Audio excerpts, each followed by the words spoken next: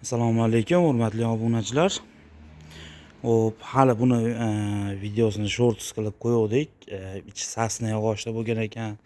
Mana bu xizmat qilaveradi deb. Xullas shu uyg'onigimizda ustiga materiallarni o'rab, qoplab oldik.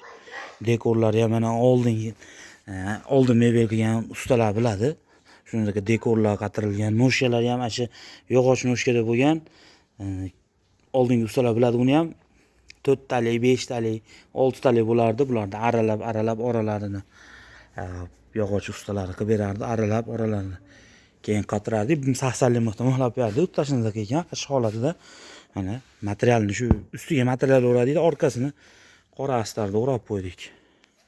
Ko'rishingiz mumkin. Mana dekorlar ham o'tashi o'zi eski holatida.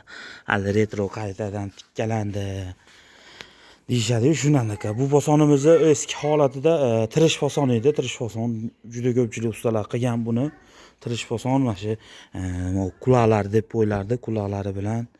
Dekorlari ham o'ziniki, shunday o'ziga qatirib, qaytadan iloji boricha pokiza holatda qatirib berishga harakat qildik.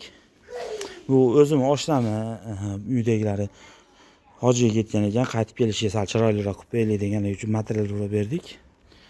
Orqalarini yaxshi aytganimizdek material tortib, chiroyli qilib astarda yog'ib berdik. Xudo xolasa. Shu holatda bo'ldi. Bular ham o'tirishlari endi o'tirganda yozilib ketadi. Tekis bo'lsin, oshiqcha narsa kerak emas, skromli, tekis narsa bo'lsin dedi, shu holatda o'rab berdik. O'ta chiroyli chiqdi, xudo xolasa oppoqqina bo'lib. Hojat onalarimiz xudo xolasa chiroyli kuzatishadi inshaalloh.